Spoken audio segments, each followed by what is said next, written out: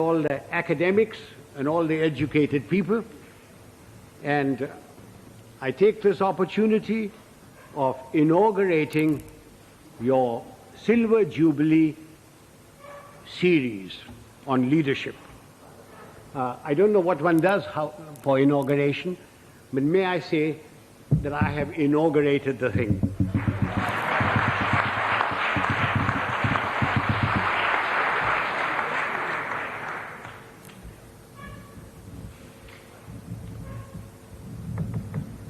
For a long time, I've been watching the scene in India very carefully. Wherever I go, whenever I pick up a newspaper, I find there are shortages.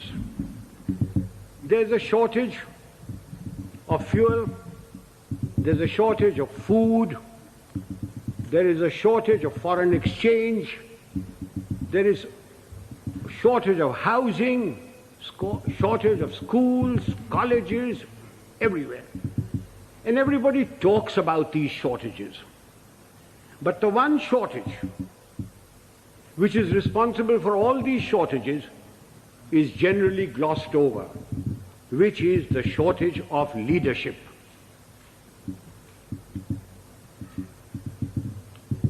Father, don't misunderstand me, and gentlemen of the press, please don't misquote me, which you are always capable of doing and which you continue doing. When I talk of shortage of leadership, I do not mean just political leadership. I mean leadership in every walk of life. Whether it's political, administrative, in educational institutions, in our sports organizations, in our industry, amongst labor, amongst the law and order contingents, there is a shortage of leadership. I do not know whether leaders are born or leaders are made. There is a school of thought which says leaders are born. Father, we have a population of 780 million people, and we procreate at the rate of one Australia every year. And yet, there is a shortage of leadership. So if those of you who think that leaders are born and who contribute to that theory, may I suggest you throw away all Planned Parenthood and really let yourselves go.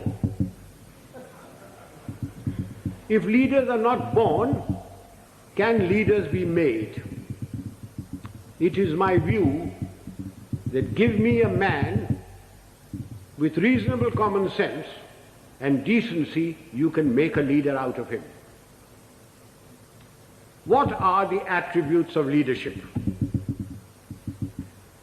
There are many attributes.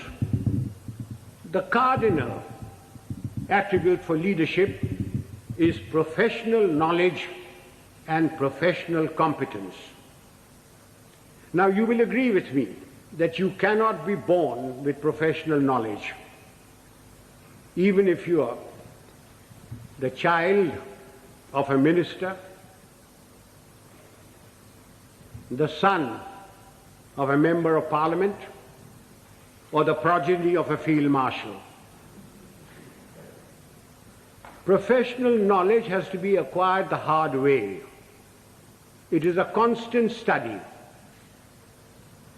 Professors, engineers, architects, lawyers, solicitors, doctors, they all study their professions continuously. They all contribute to magazines, to newsprints, to all sorts of things. But we in India, as soon as we reach positions of power, whether it's ministerial, secretarial, armed forces, or anywhere else, we think we are the repository of all knowledge. Professional knowledge has to be acquired the hard way. And without professional knowledge, you can never have professional competence. And if you haven't got professional competence, you cannot be a leader. I wonder, those civilian gentlemen who have been charged with the security of this country, whether they've ever read a book on the military profession. I wonder if they know the difference between a gun or a howitzer.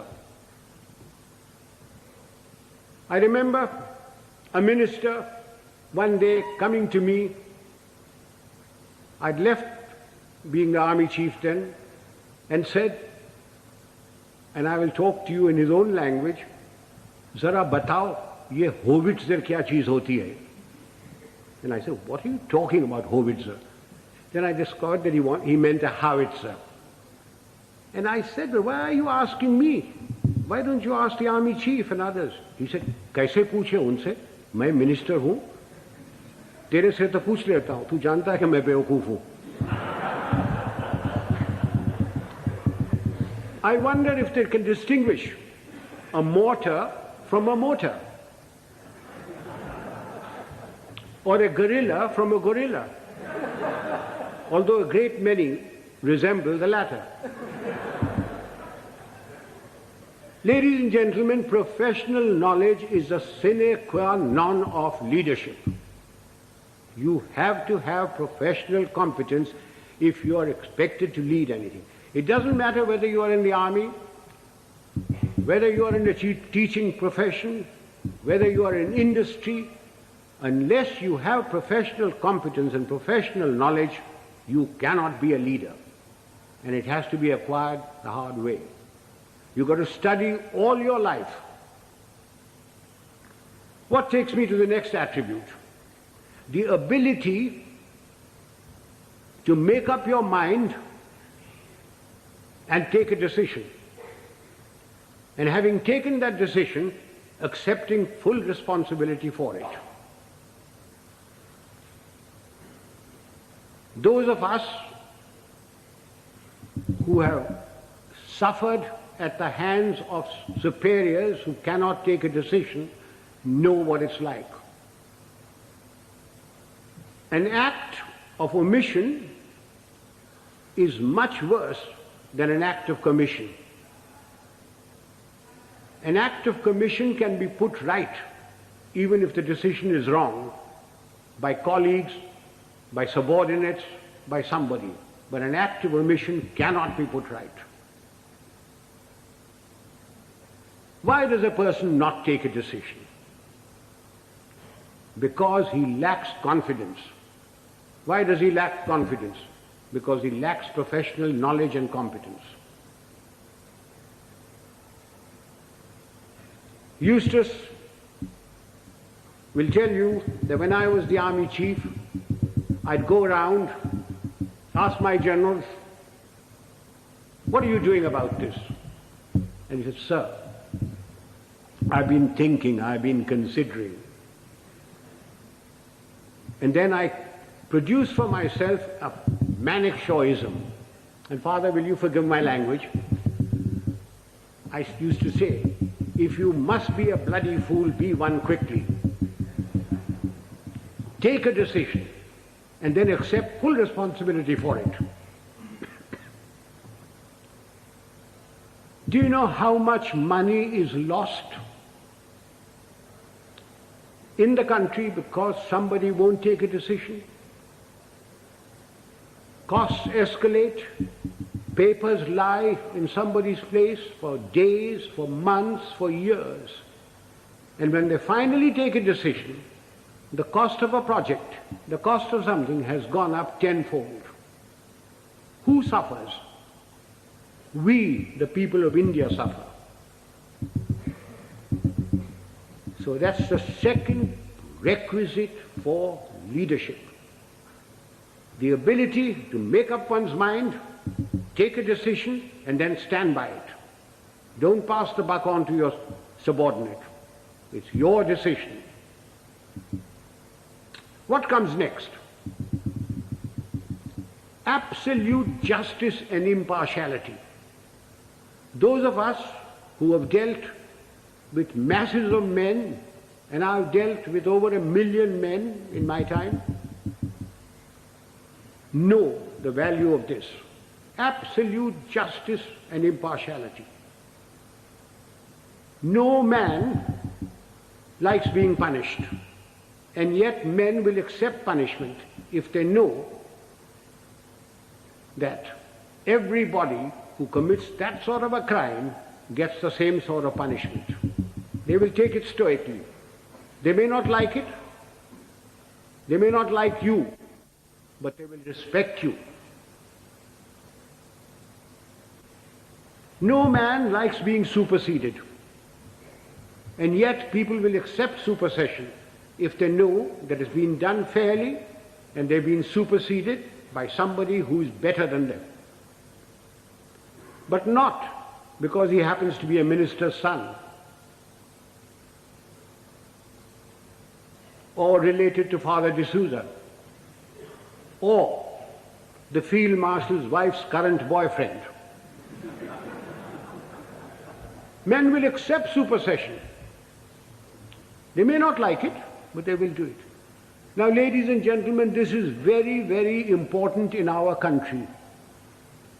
We have tremendous pressures.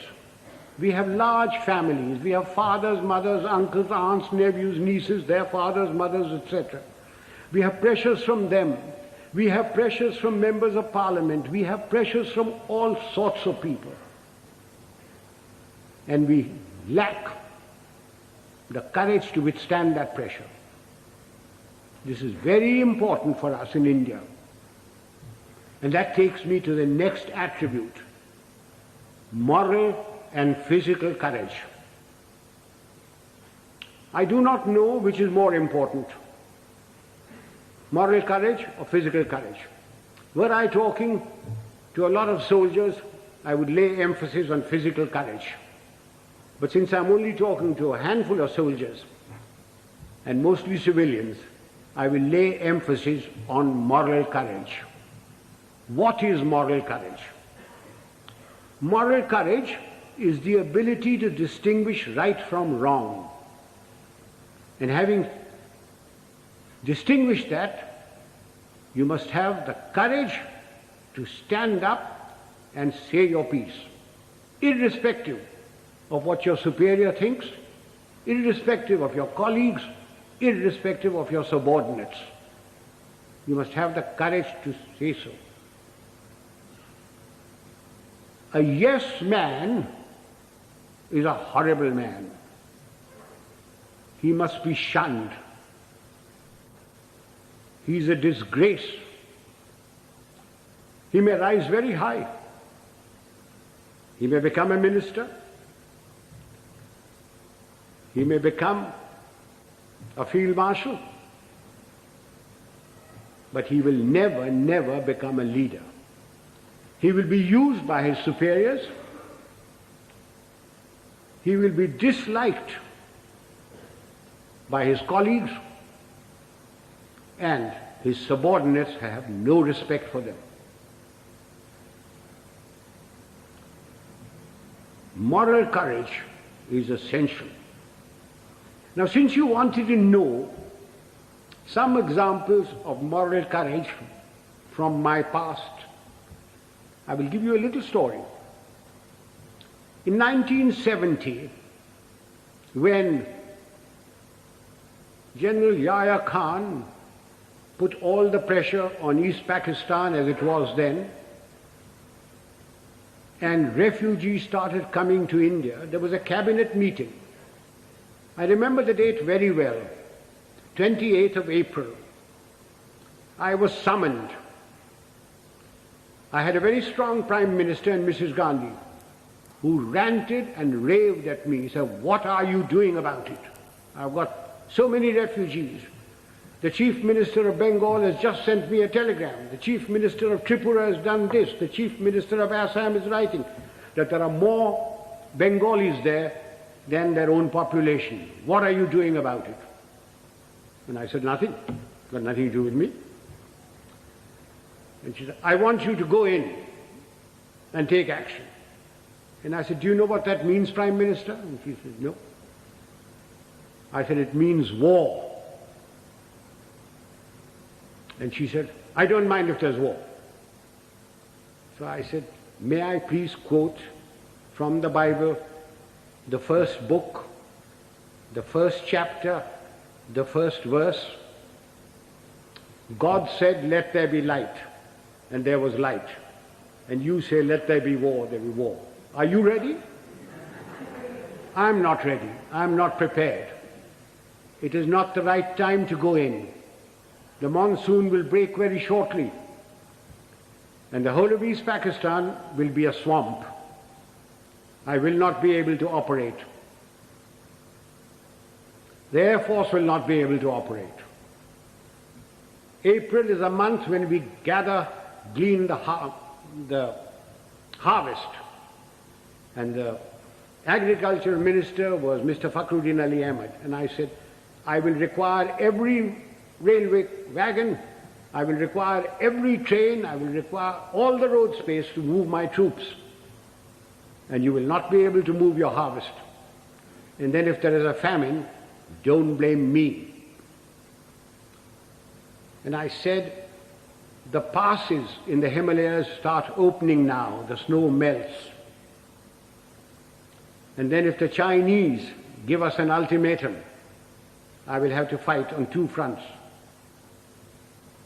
And then the External Affairs Minister, a Khalsa, Sardar Swaran Singh, said, do you think China will give ultimatum? And I said, you are the foreign minister, you tell me. And then my own minister, Jagjeevan Ram, who couldn't call me Sam, who used to call me Sham.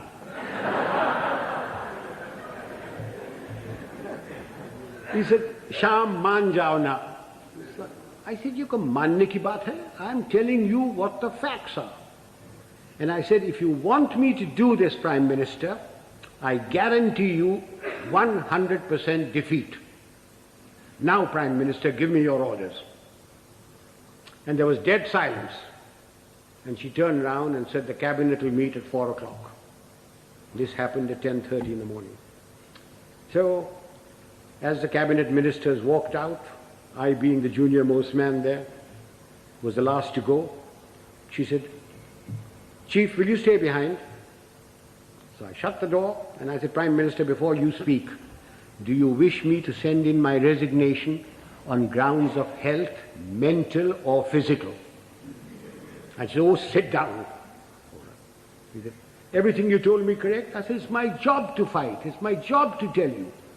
If your father in 1962 had me as his commander-in-chief, the country would not have been disgraced. The army would not have been beaten. But the army chief did not have moral courage of turning around and telling him he wasn't ready. So she said, all right, you know what I want? And I said, yes, I know what you want. And I must be allowed to do it my own way. And she said, all right, you know what I want. So ladies and gentlemen, there's a very thin line between becoming a field marshal and being dismissed. I just gave you an illustration of moral courage. Of course, I didn't worry very much because my wife had money. If I'd gone, she would have looked after. She would have looked after me. So much for moral courage. Now I come to physical courage. Fear is a natural phenomenon like hunger and sex. Anyone who says he is not frightened is a liar, except perhaps the Gorkha. Everyone is frightened. It is one thing to be frightened and quite another to show fear. It's when your knees are knocking and your teeth are chattering and you're about to make your own geography. That's when the real leader comes out.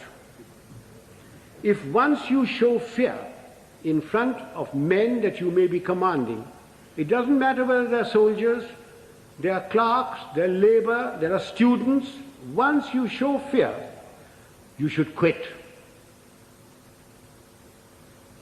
Now again, General D'Souza said, I must give some examples from my own life. This was in Burma in 1942. I was commanding a Sikh company, big tough chaps, very fond of them. I had a man called Sohan Singh, big man, stood about 6'4". He had been promoted many times to Lance Naik, to Naik, and every time, because he was a Badmash, he was broken. We'd had lots of casualties and we had to make promotions. So we had a promotion conference with the commanding officer, and Sohan Singh's name came up, and I said, no use making him, he'll be broken.